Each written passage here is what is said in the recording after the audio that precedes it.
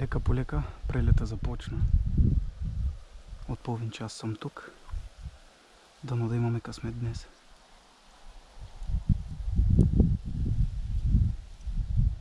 Има както гривеци, така и горголици.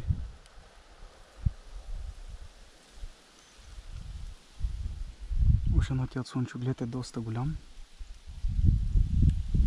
Така че, надяваме се,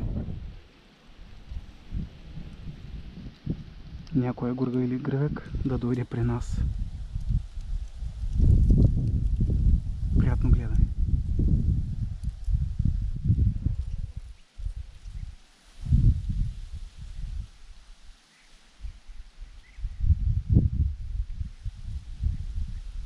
Много изморително. Хем се взираш, виждаш птици, надяваш се да са горголици или гривеци и накрая излиза, че са лястовички или пчелояди.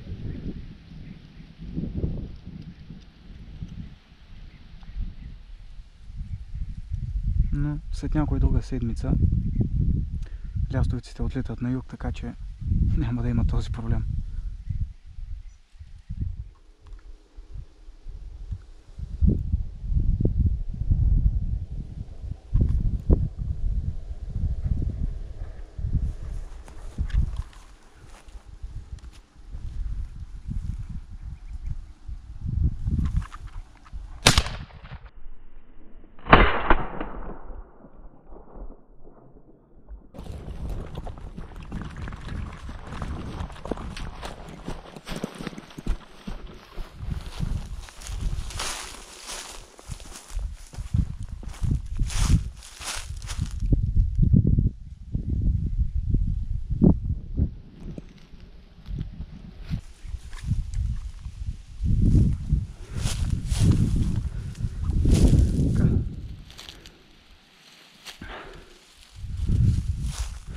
Ето е първата горголица.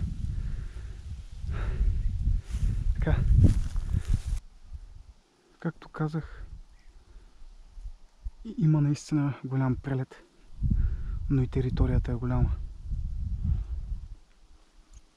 Вие, предполагам, не ги виждате, но по 4, по 5 горголици навсякъде, където погледна, летят надалече.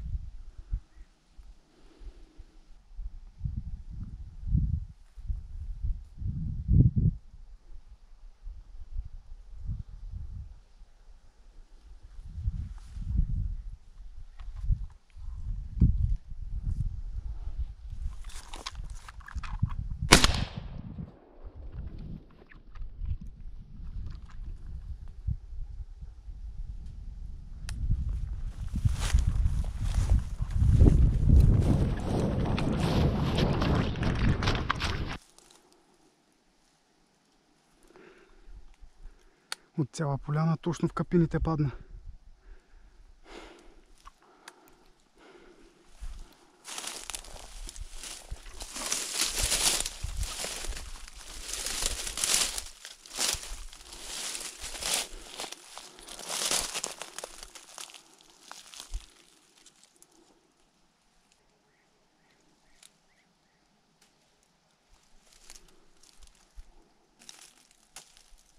Така, видяхме.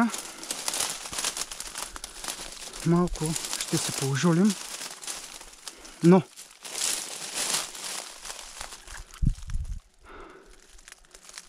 успяхме.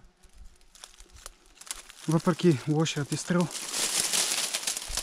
не падна веднага, ранена, но достатъчно смъртоносен е бил. Както виждате, уженат слънчоглед. Всичко е почти равно, но падна точно в тези капини тук. Така, само да вземем.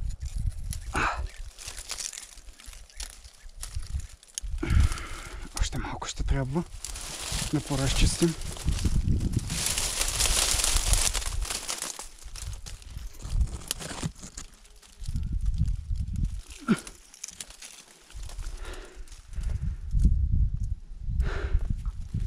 Ето я нашата въпросна горголица. Видяхте, въпреки лоши изстрел. Тук е момента да кажа. Независимо какъв дивеч сте ударили. От пъдък до патица. Видите ли, че падне? Колкото и гадна да е местността, било капини, чали, вода, никога не се отказвайте. Това е уважение към дивеча. Връщаме се. Имаме още малко време за прелета. Хайде. Така, часът е вече 7. Прелетът приключи и е време да потегляме. Не се прибираме без нищо. Завръщаме се отново в канала, така че очаквайте нови видеа за новият сезон. Чао!